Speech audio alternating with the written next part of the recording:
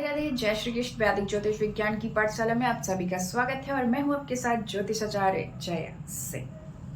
आज हम चंद्रमा के बारे में चर्चा करेंगे और आगे बढ़ेंगे इसमें कि चंद्रमा को हमारे ज्योतिष शास्त्र में बहुत अधिक महत्व दिया गया है, तो उसके क्या क्या कारण है और क्या क्या दिया गया है ज्योतिष शास्त्र में, और उनके कारकत्व को समझेंगे, उनकी कमियों को समझेंगे और उनकी पावर को, उनके बल को समझेंगे।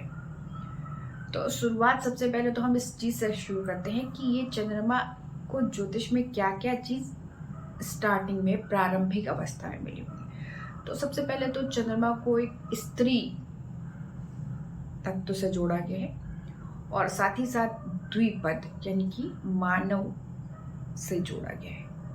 दूसरी चीज ये जो है वो ये है कि ये इनकी जो अवस्था है वो युवावस्था और प्रौढ़ावस्था को माना गया है, यानी कि बाल्यावस्था और जो वृद्धावस्था है उसको स्किप कर दिया गया है। इसके साथ साथ जो इनका वर्ण है वो गौर वर्ण के माने जाते हैं। इनका जो रत्न है वो शुद्ध मोती और साथ ही साथ जो रत्न है उसमें चंद्रमणि को माना जाता है, यानी कि जो चांदी की कोई भी मणियां बनाते हैं तो वो भी इनके रत्न में आता है। शुद्ध मोती मतलब जिसमें छेद नहीं हुआ होगा, जैसे सुराख करके जब मोती की माला पहनते हैं तो वो नहीं होता है। मोती यानी शुद्ध मोती होना चाहिए। इसके अलावा ये जो ये जल के देवता माने जाते हैं और साथ ही साथ जो इनका जो दिशा है वो वायव्य कोण के ये स्वामी माने जाते हैं, यानी कि जो नॉर्थ और वेस्ट का एरिया है, यानी कि पश्चिम और उत्तर का जो एरिया है वो इनके स्वामी ये माने जाते हैं। और इनका जो क्रीड़ा स्थल है वो जल, तालाब और नदी है। साथ ही साथ ये जो वन प्रदेश में रहना पसंद करते हैं और इनका जो वर्ण है वो वैश्य वर्ण के हैं, मतलब कि व्यवसाय के क्षेत्र में के लिए जाने जाते हैं। साथ ही साथ यहाँ पर देखा जाए तो ये सत्व गुण प्रधान होते हैं और इनके जो तत्व में जल तत्व के मालिक है ये, और धातु में ये रक्त धातु के, और साथ ही साथ यहाँ पर जो वर्ण है इनका वो लवण है। वर्ण नहीं, रस जो है वो लवण है, मिक्स है यानी खट्टा मीठा। और जो इनका जो समय इनके लिए निर्धारित है वो क्षण है, यानी कि समय को निर्धारित करते हैं, इसीलिए दशाओं में इनका महत्वपूर्ण रोल माना जाता है।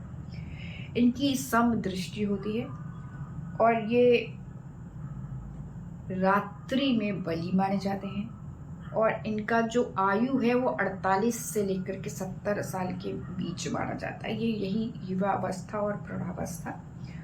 और साथ ही साथ ये दक्षिणायन में होते हैं।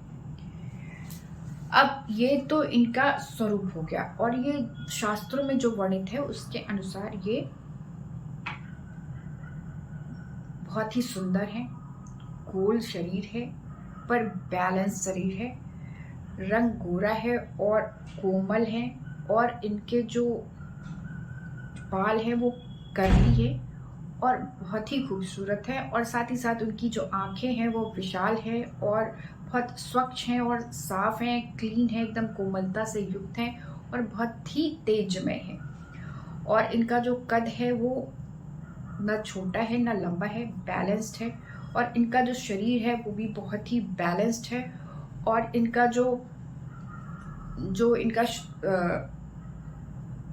पूरा जो स्वरूप है उसको कई जगह पर दुर्बल लिखा गया है, परंतु नाजुक यानी कि बहुत सॉफ्ट है, बहुत कोमलांग कहेंगे, ऐसा इनका वर्णन मिलता है।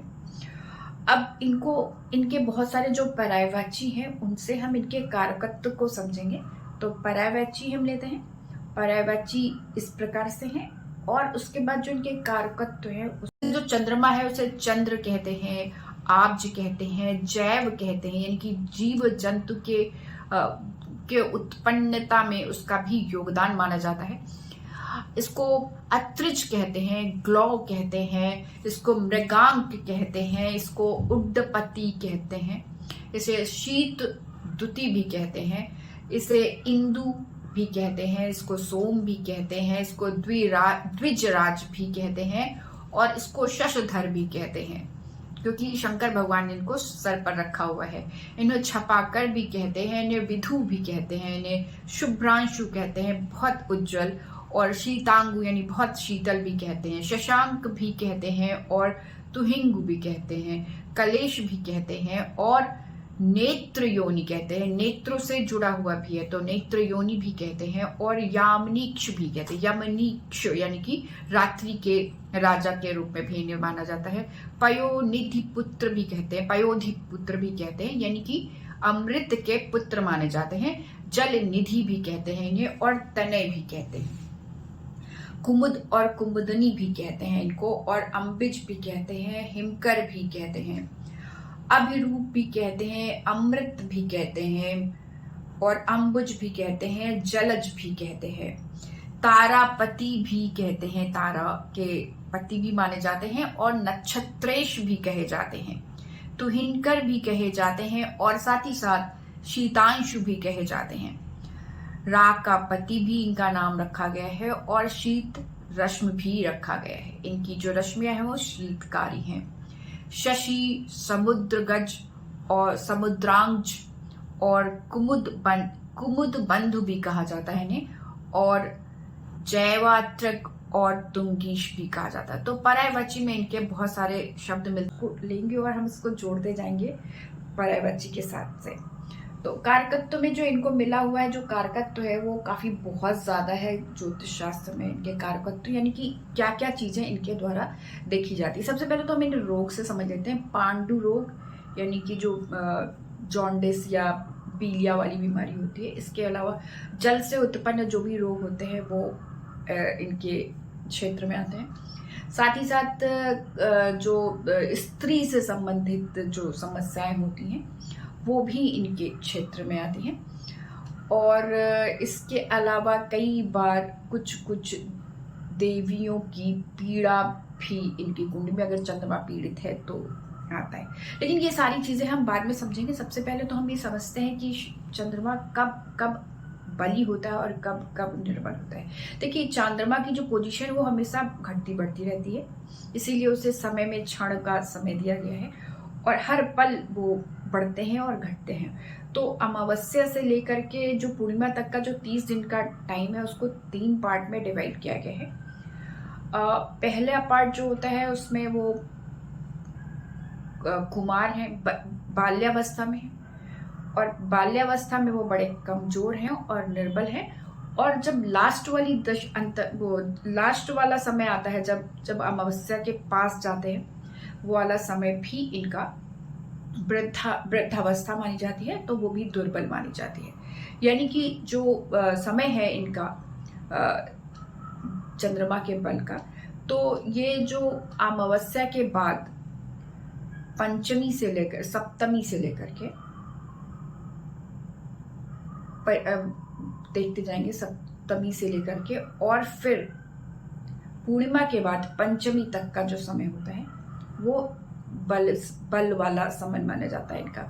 चंद्रमा यहाँ पर पूरे बल के साथ रहते हैं। यानी अगर आपका जन्म कृष्ण पक्ष में पंचमी तक हुआ है और शुक्ल पक्ष में करीब 10वीं के बाद हुआ है, तो आपका चंद्रमा मजबूत है, बली है और पराक्रमी है। पर इसका ये कतई मतलब नहीं है कि जिनके इस कमजोर है या अमावस्या के पास है तो वो कमजोर होगा।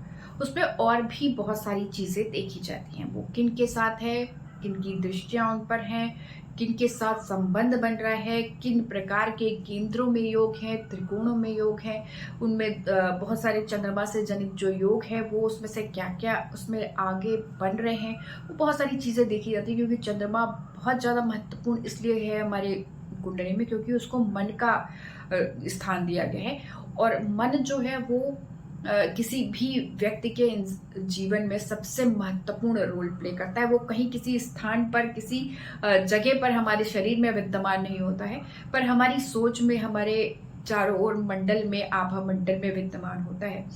तो उनको किस प्रकार से हम समझेंगे, उसके लिए हम उनके कारकत्व को समझते हैं। तो उनके जो कारकत्व है, उसमें उनको चंद्रमा को बुद्धि का कारक दिया गया है, मन का, फूल का, सुगंध को लेने की क्षमता का, दुर्ग को की ओर जाने का, मतलब बड़े बड़े दुर्ग बनाने का, सब मन से रिलेटेड है। आलस्य का, कफ का, मिर्गी के रोग का, प्लीहा के रोग का और मानसिक विकार का भी इनमें इनका कारण माना गया है। हृदय से संबंधित रोग में, और साथ ही साथ इन्हें स्त्री के रूप में माना जाता है, कारक के रूप में, पुष्प के रूप में, खटाई के रूप में, नीर के रूप में, सुख के रूप में, जलीय पदार्थ के रूप में, चांदी के रूप में, और मोटा जो गन्ना होता है उसके रूप में, और सर्दी का जो बुखार होता है उसको भी कारकत्व में चंद्रमा को ही दिया गया है। यात्रा के लिए दिया गया है, कुएं के लिए दिया गया है, तालाब के लिए दिया गया है, माता के लिए दिया गया है, कारकत्व इनको दिया गया है। और समदृष्टि इनकी है, और मध्या और मोती, और मध्यान्ह और मोती, और इनको दिया गया श्वेत रंग का, इनको कार्यकत्व दिया गया है। कटिसूत्र का कार्यकत्व दिया गया है। कांसी के धातु का कार्यकत्व इन्हें दिया गया है। नमक, छोटा कद, लंबा कद, ये आपकी बल पर ही चंद्रमा के डिपेंड करेगा। मन और शक्ति, मन की शक्ति, और साथ ही साथ हीरा, शरद ऋतु, और साथ ही साथ 2 घड़ी का जो समय होता है, जो मुहूर्त का समय होता है, वो भी चंद्रमा को ही दिया गया है। और मुख की जो कांति है उसके लिए भी चंद्रमा को ही कारक माना गया है। श्वेत वर्ण और उदर यानी कि जब भी उदर से संबंधित जो थोड़ी बहुत जो समस्याएं होती हैं, गट से रिलेटेड संबंधित, वो भी चंद्रमा के ही क्षेत्र में आता है। साथ ही साथ गौरी की पूजा, गौरी की शक्ति, मधु और